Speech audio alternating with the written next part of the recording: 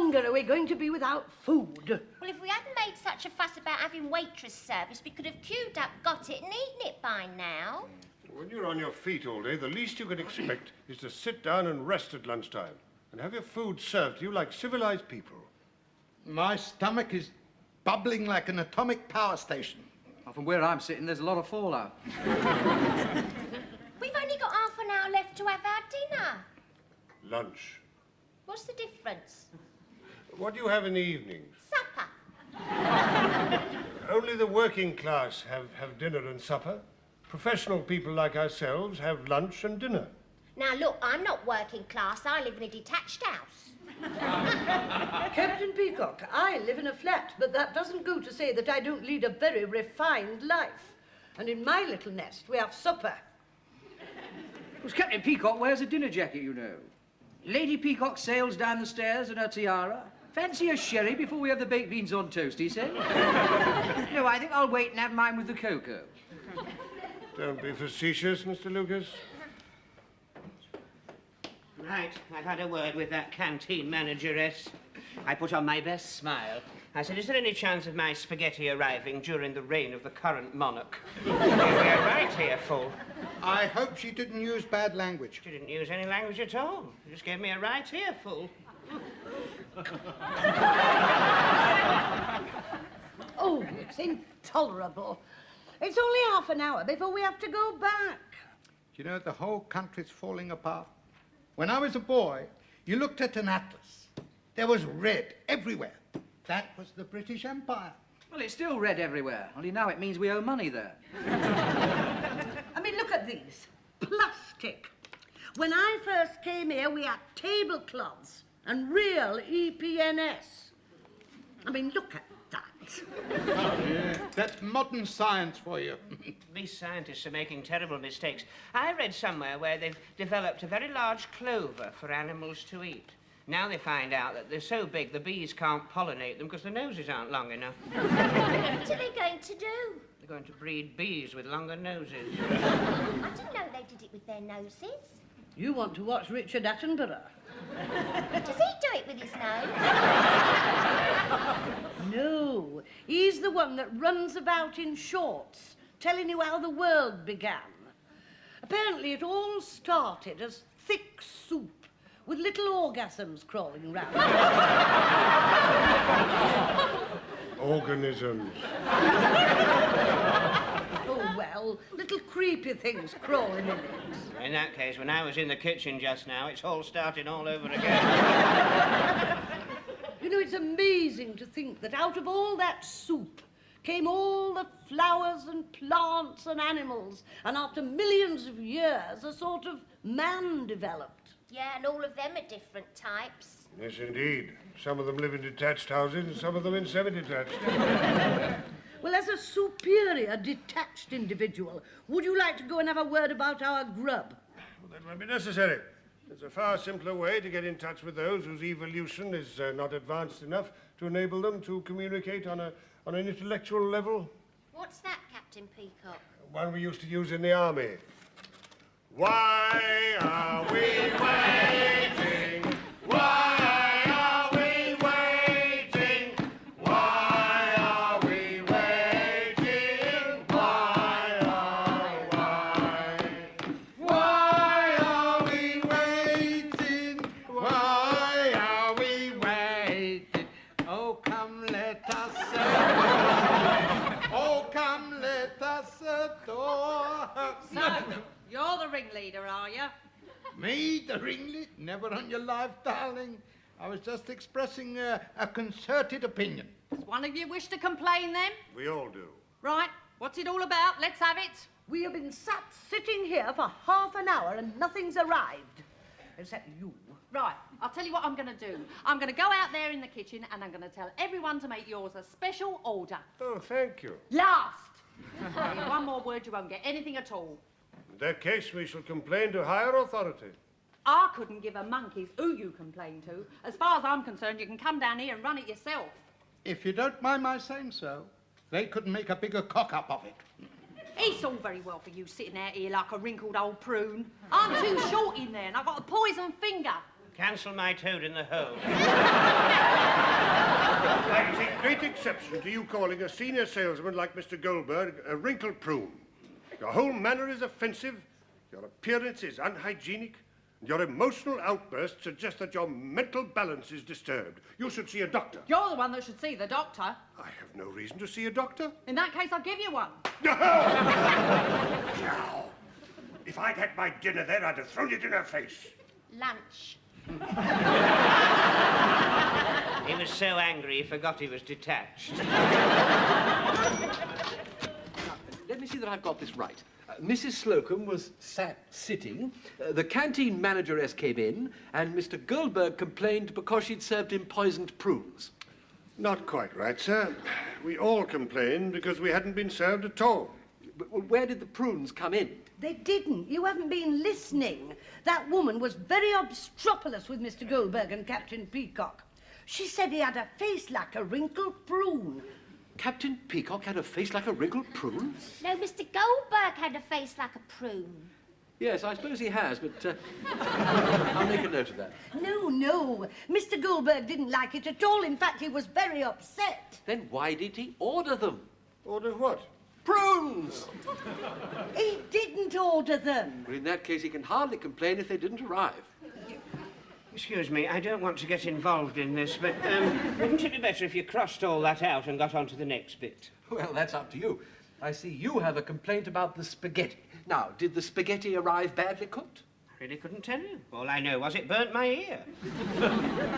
I've heard of testing the baby's bathwater with the elbow, but that does seem a very strange way of testing spaghetti. I wasn't testing it. I was just complaining because it was so long.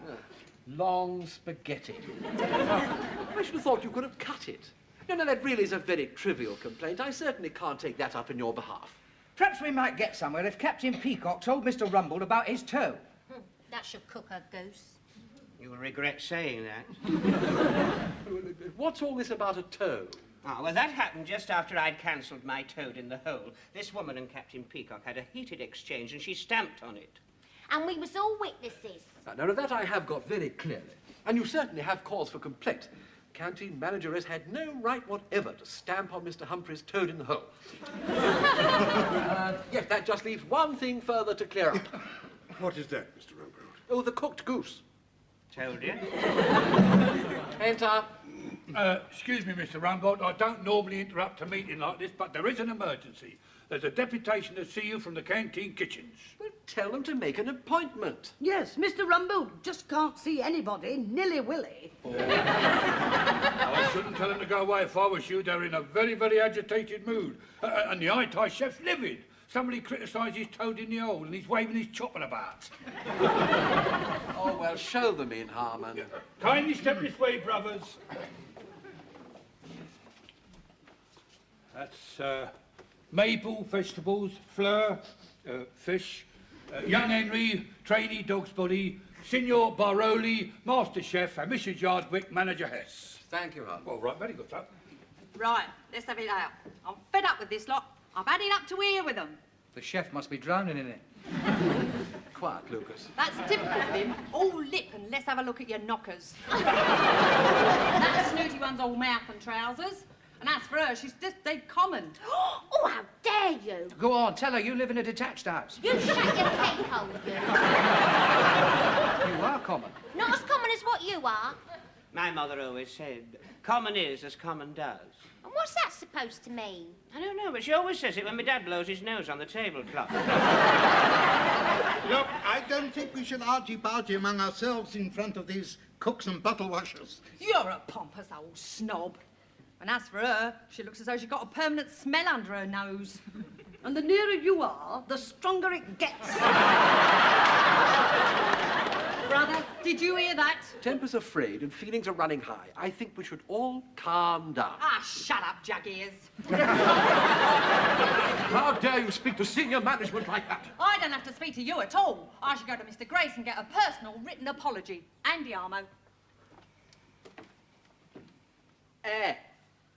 Rissoles. Well, how about that? Yeah, that's the sort of attitude attitude we have to put up with all the time. I'm glad it's all come out. Well, as my mother used to say, better out than in. My mother used to say that, but I didn't like to mention it.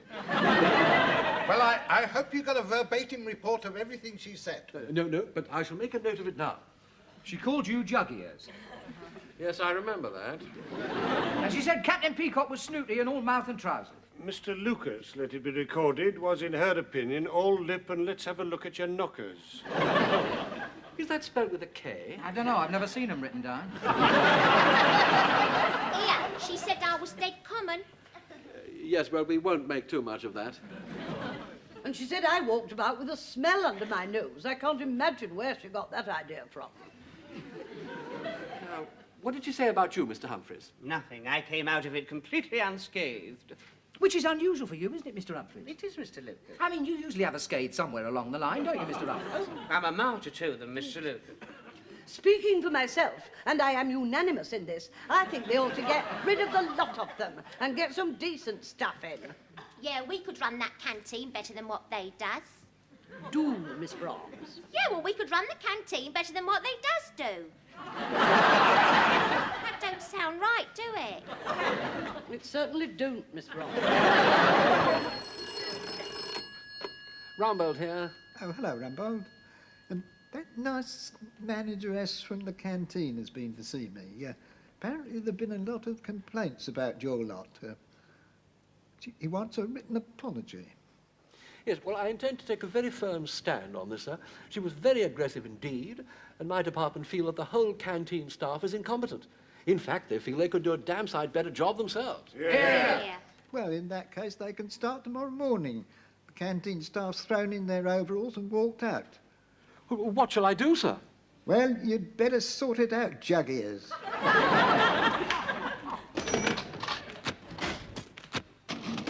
Of course, Miss Brahms, if you hadn't opened your mouth, we'd all be on our way home by now. Well, we said we could do it, so it's up to us to acquaint ourselves with the kitchen and make a plan of battle before we serve lunch tomorrow.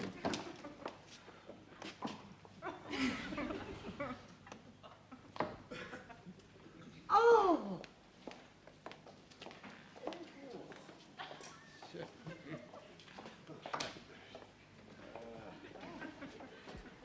Just look at it. There's muck everywhere. If my mother saw this, she'd have a fit.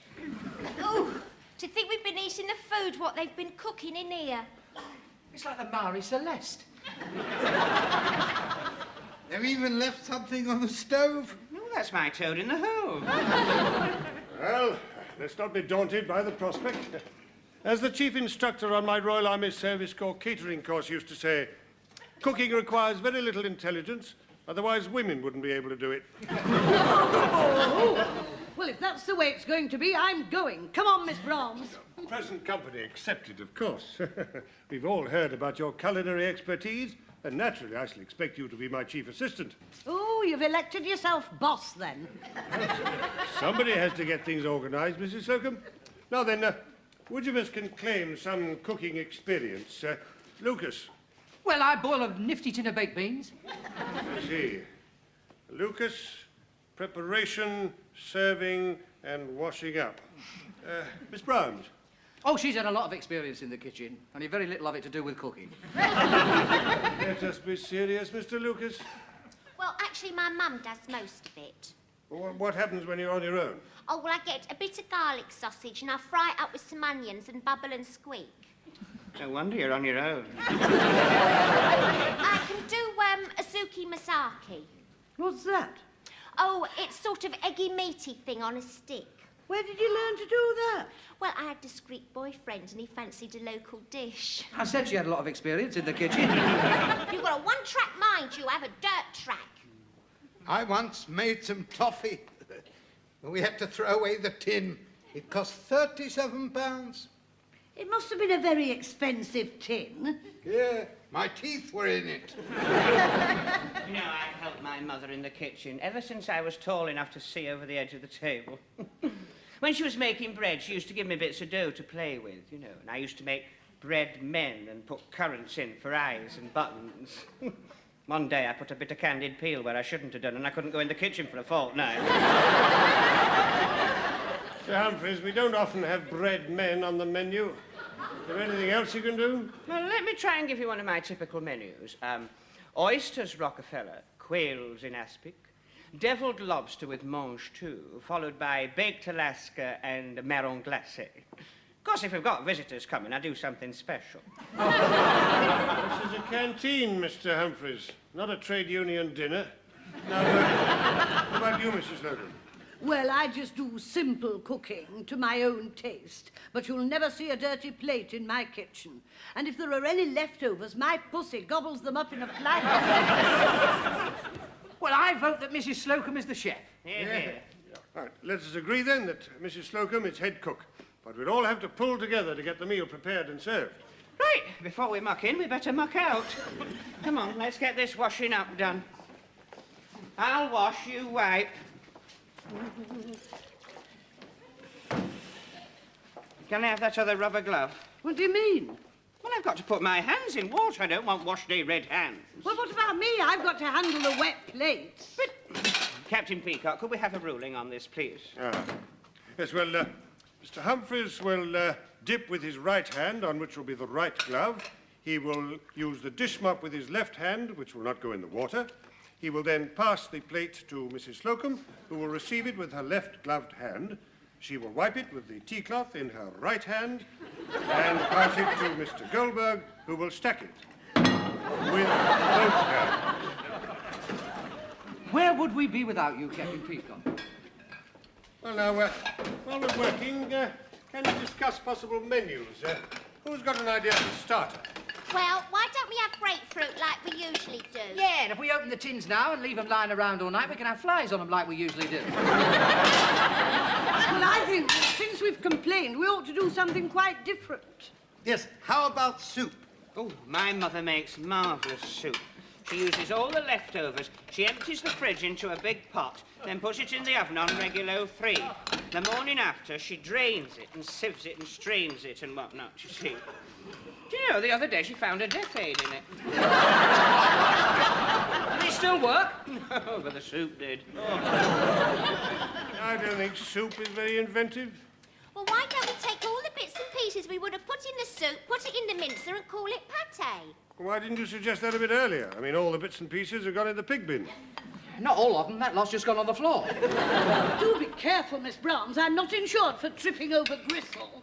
Mr. Humphreys, lend us your glove. I'm not touching this with me bare hands. Stop the production line. I'll do it myself.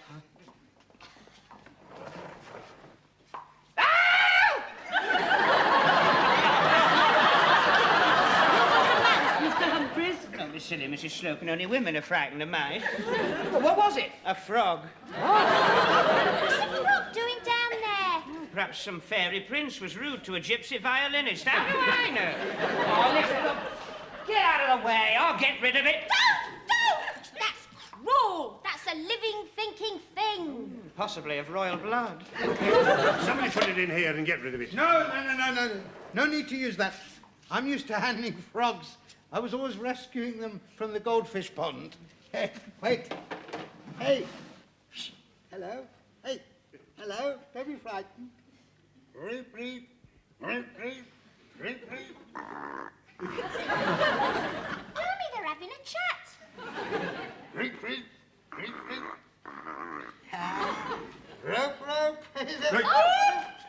He must have said the wrong thing. It's just jumped through that hole in the skirting board. Here, bung it up with this dishcloth, then he can't get out again. Don't do that. It'll starve to death. Well, we can unbung it before we go home. What I want to know is, how did he get up here in the first place? It probably came up with the watercress as a tadpole. Well, as we haven't had much success with the first course, can we attempt to decide on the main dishes? Captain Peacock, are you sure you're not overtaxing yourself, licking your pencil? Let's get on with your work, Mr. Lucas. They used to make a very good steak pie. Maybe the recipe's still here somewhere. Oh, it's no good producing the same dishes that we've been complaining about. We've got to come up with something quite different. Something, well, French, for instance. Well, if you'd let me have my way with that broom, we could have had frog's legs, couldn't we? It's all very well talking about what we're going to give them. We don't even know what's in the larder yet. Well, that point had just crossed my mind, Mrs. Slocum. Yeah, just after Mrs. Slocum said it. Right. There's one whole pig, one whole sheep, and one hole in the wall with a frog looking through it.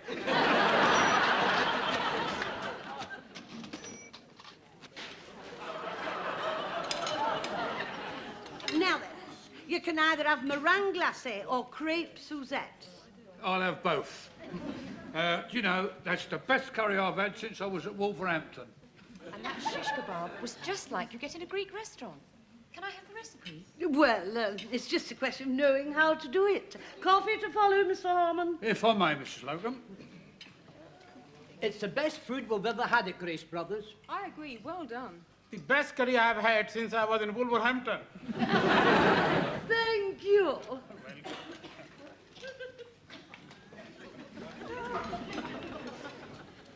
Table 4, keep the change. Thank you. 3 shishes and 2 tandoori. You'll have to wait for your shishes. There's been a rush on them. Captain Peacock, I'm down to my last shish. More shishes, Mr. Lucas. I'm shishing as fast as I can. I'm running out of skewers. I'm not going to give you your tandoori until you've got your shishes, otherwise your tandoori will get tepid. Right. Well, can I have a meringue and a crepe on the same plate? Oh, I bet that's for them animals in Mr. packing. Grace has just taken his place in the executive dining room and you'd like the soup du jour. There's been a rush on that too. I shall have to see the manager. Captain Peacock, are you free? What's the matter, Mr. Humphreys? Will you squeeze me another mock turtle? I'm having a crisis with the shishes. It's for young Mr. Grace. 1 turtle soup coming up. Please drop everything else, Mrs. Slocum, and take the soup through to the executive dining room. Yes, Mr. Rumble. Oh, and congratulations to you all. Everyone's most impressed. What's he having after the soup? We'll both have the shish kebab. Ah, that's if Mr. Lucas found some more skewers. Otherwise, you'll have to have it in a lump. Mr. Lucas, have you found any more meat skewers? I'm just converting your coat hanger. My sheepskin too. Don't worry, it's very much at home. It's hanging on the sheep in the larder.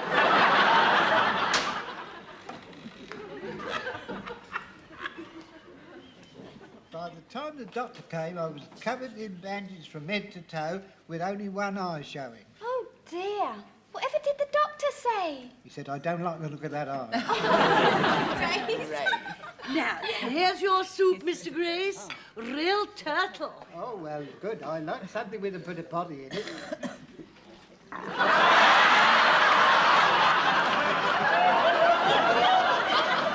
second thoughts, I don't think it's very hot. I'll take it to the kitchen and warm it up. No, I don't like it too hot. It takes it out of me if I have to blow on it.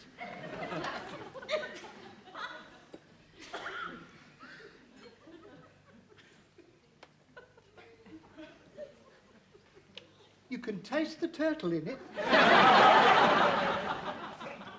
Or something. Well, I'll leave you to it then. Oh, Mr. Grace, the bowl is very full. Don't drink all of it or you won't have room for what's to come. I'm enjoying it.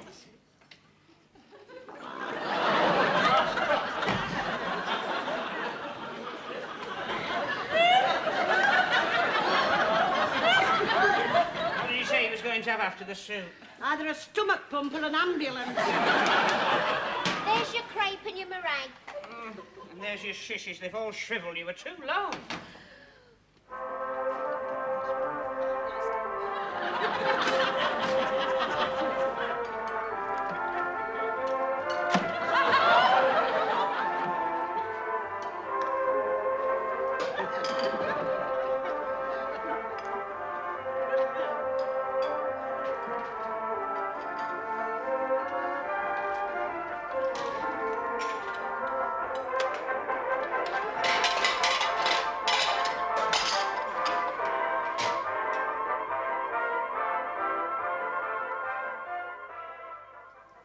I really enjoyed that.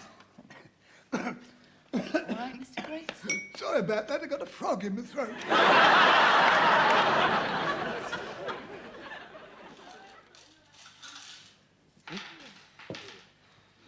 I'm still glowing from the compliments. They said it was the best lunch they've ever had. Well, we said we could do better than the others, and we did. How much did we take? £98. Ah, and what were the outgoings? Chinese takeaway, 15 quid. Indian takeaway, £32.50. Greek takeaway, £59.25. Which makes a net loss of... £8.45p. Thank you, Mr. Goldberg. £8.45. If we keep that up every day, we'll be broke in a week. Well, we could raise the prices. Well, that wouldn't do much to help my feet. No, or my wash-day red hand. Well, the regular staff won't come back unless they get a written apology. Well, in times of crisis, the British have always stood firm by their ideals.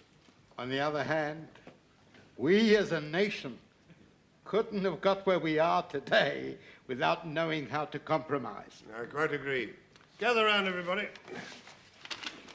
Now then, how does this sound? We, the undersigned... Oh, very good.